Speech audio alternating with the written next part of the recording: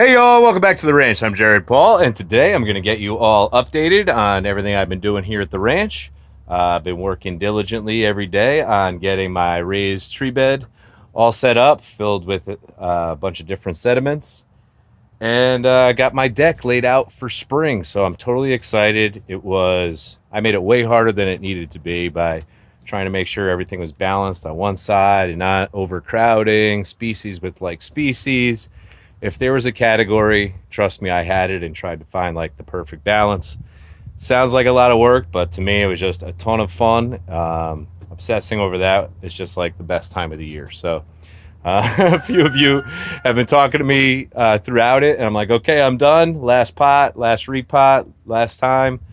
Oh, nope, final layout. And then, I would change my mind again. But now, for real, hey, Carl, I got all of my repods done. I don't like doing those on camera so much, but I did leave a whole lot of pruning to be done. So today we're going to get caught up on what I've been up to, and we're going to check out what I consider zone 3 of my deck setup. So that's what's coming up on today's episode of Jarhead Bonsai.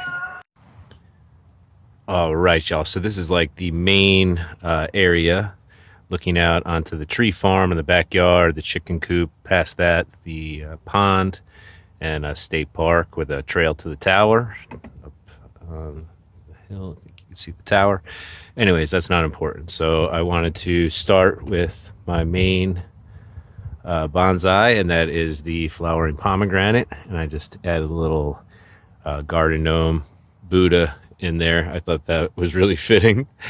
So what I'm going to do now is I'm going to go tree by tree or planting by planting because there's a lot of forests here, and I'll show you what I did. So I'm going to keep it on the tripod, and I am really letting my trees grow out this year and then doing a pruning during like the heavy growth season, so like late June, early July.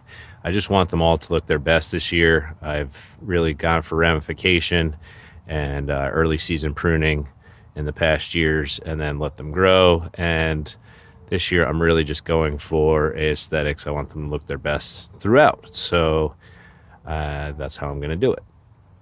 So some trees I have just pruned along with the potting in order to fit the trees in the pot. But if not, if it needs a quick little snip, I'll do that now. Otherwise, I'll just give you the update on each one of these trees. All right, Josh. So this is definitely one of my new favorite plantings. So what I did is I combined 3 redwoods. These are all from seeds. So 3 redwoods in the backdrop, increasing in height. I've got a little path entering in here, and I have 2 giant sequoias, not so giant, but they came from the Myrrh Woods. This little grow kit I got when we visited this redwood forest out in San Francisco, Myrrh Woods National Park. Anyways, successfully grew these 2. They're not looking their best, but I have a good feeling that they will come back. We'll see. The redwoods have already started budding out. And then here up front, and then back here, I have a couple of well ramified young Japanese Zelkovas. I wanted a little deciduous leaf, in this planting, and not just, I know that the redwood's a deciduous tree, but I wanted leaves. So, anyways, I got a nice little backdrop of various rocks. That was one of the cooler things there. It was right there on the coast. So lots of little mountainous cliffs and things like that overlooking the water. Really cool stones out there on the beach. So I wanted to imitate that.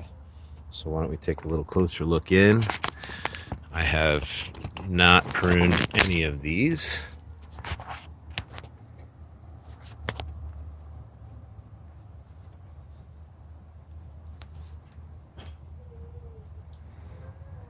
So you see the Zelkova.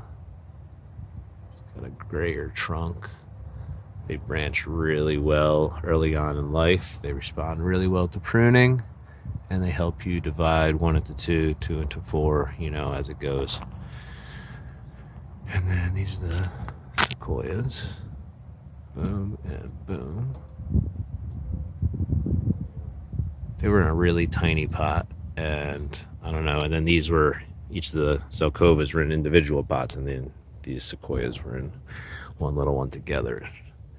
So I upgraded the size of the pot, and I really wanted to just focus on making some forest this year. Let me see. Boom. Yep. So the redwoods are budding out. Not yet on the Zelkovas or the sequoias.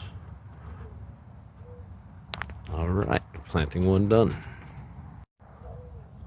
All right, so just below that one, we have my Okinawan holly tree. And this was a gift from Laura. I spent some time in Okinawa in the Marine Corps, and she wanted to get me a tree after Stella was born. So this is one of Stella's trees. So a little baby, first time outdoors this year, and nice simple planting. I have a couple of different types of moss in here. This one is more leggy, like a grass, and then this is more thick and bushy. So, all right, next one. We have the 3 Japanese Zelkovas planted here. And just like the other ones you've seen, they have some really nice branching early on. These are going on 4 years old. And I did a bunch of plantings last year with some local moss and some white marble chips a bag I had found. And so you'll see a bunch of different ones of those. And then you'll also see, this is from the beach across the street. It's nice, fine, different color pebbles. So this is one of 2 European olive trees that Laura got me. Originally, that's the other one. Originally, they were planted in the moss balls. It's called kokedama, and it just wasn't working because they had to remain indoors. So I transplanted them end of season last year, and here we are. So nothing too exciting with those 2, but they're small and they don't distract from the mama pomegranate. Okay, so this planting, it's a little underwhelming, but we do just have the 1 redwood in here. It was a planting of 3. I repotted the 3 last year. 1 has since broke off. It was right about here. And then this one back here is dead. So I haven't decided whether I want to leave that as a dead feature or I'll remove it eventually or add some more trees to this planting. But yeah, that one's not too exciting, although the landscape looks nice. I like those rocks in there. We'll have to work on that one.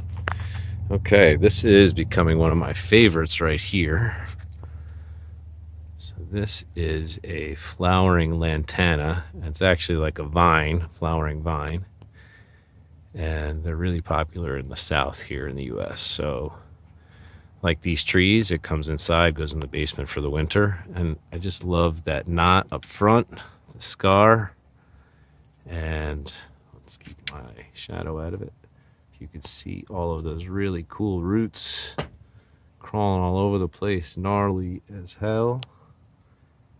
So I love that, and it's just a creepy kind of tree. So I did a backdrop with dark blue with like shimmery, like mica within it. It's probably not mica, but you know, a shimmery stone. And then the leggy moss in the planting with some beach sand. All right, let's take it up to the queen bee here. So this is a pomegranate that's been in bonsai training for a few years. I couldn't tell you how long it has been around in general, but it was a gift to me because my buddy just didn't have the time for it, and it was a mess, and so I cleaned up the landscape. And got that nice, showing off that root base.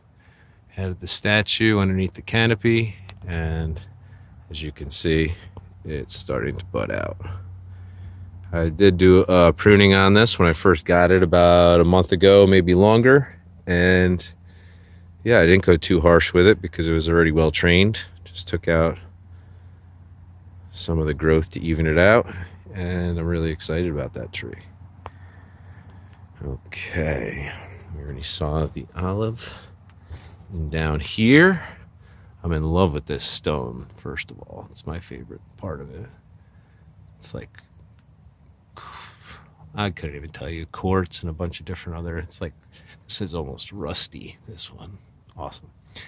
So this planting just kind of happened. So up front, we have a crepe myrtle, and it really has grown like it seems, a bunch coming from the little nub at the bottom, but nothing actually forming as a trunk, as an actual tree. And I have from the same seeds another one that grew as a nice tree. It's about this tall and then sways out. But these, nope.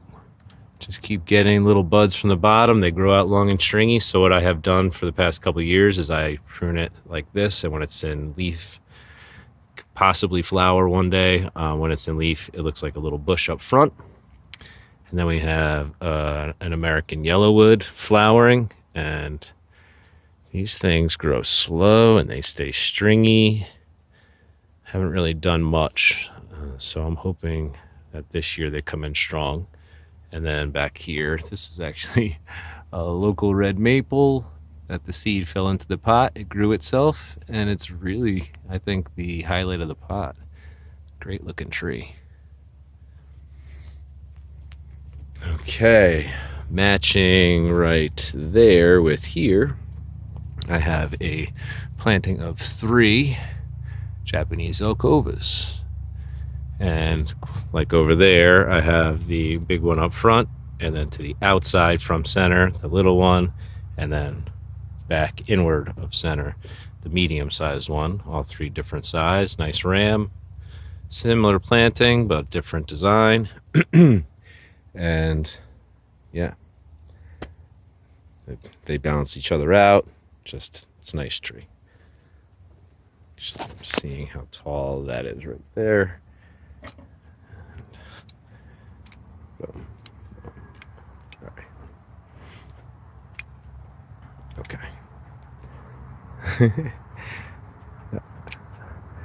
Like I said, I don't want to really mess with anything right now. I want it to grow in.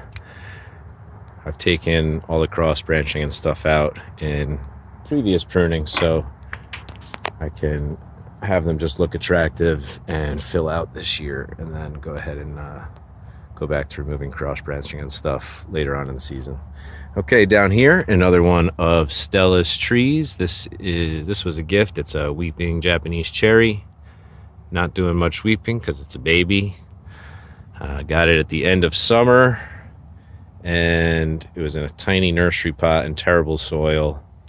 And anyway, so I let it kind of hang out inside through winter, and here it is. It's been outside for about a month, so I don't know. It's got buds on it. I don't know if they're active or what we're gonna get from that, but we shall see. And so that, all those even each other out. Matching pot, pot, unique pot, matching pot, matching pot, matching pot, matching pot, and matching pot, matching pot. Cool. Now, here we are. We've got a planting of 11. So that forest was 7, and we got a planting of 11 here. And there are 7 American yellowwoods, and they're supposed to be a flowering tree. They're young, so they haven't done that yet for me, probably because I'm always pruning them as we enter in. So you've got your yellowwoods here. And then the backsplash is 1, 2, 3, 4 are some river birch, which are getting pretty cool color and texture to their bark. They're not white yet, but they're getting pretty cool. So yeah, got some nice quartz in there to the side, river pebble path, sand off to the sides. It's like a dried stream or something like that. I don't know, maybe an active one that's just you could still walk up. And then the moss and the rocks, yeah. Okay, so high hopes for that one. These pots are just awesome. Italian terracotta, very inexpensive at Ocean State Job Lot if you're in the Northeast in the U.S. I highly recommend their pots. And here we have my experiment, which is the terracotta strawberry pot full of little volunteer trees. And there's maples and birches and rows of Sharons and oaks. This is an oak up top. So this wasn't supposed to be part of today's video, but in keeping with the symmetry, I have one of the strawberry pots of trees there and one right there. Evens each other out. That's a nice rose of Sharon there. So those are going to be some fun plantings. If you have an apartment and you're one of the people that are always like, oh, I wish I had the amount of space that you have and land and all that, I would highly recommend getting a strawberry pot. You can get like 14 trees into that one pot, and it's all, if you train it, it would all be vertical growth. So if your surface space is your issue, I mean, you get a couple of those bad boys and you have almost 30 trees in your collection right there. That's what I would recommend. It's a fun experiment because I get a ton of volunteer trees in my plantings just from the large trees that are around the property. See that star magnolia starting to pop out its little white buds, going to start flowering out soon. Lots of pines and spruces and maples and birches and apples up front. So yeah, that's what I do with my volunteers. So let's see, get the full view again. I'm really happy with it. Looks good. I like those pots. And then my evergreen sections. If you missed those videos, you can go back. I did all the repotting and pruning. It was like a 5 or 6 part, maybe 6 videos in a row in 1 week, and I did all of these. Japanese pines are looking nice.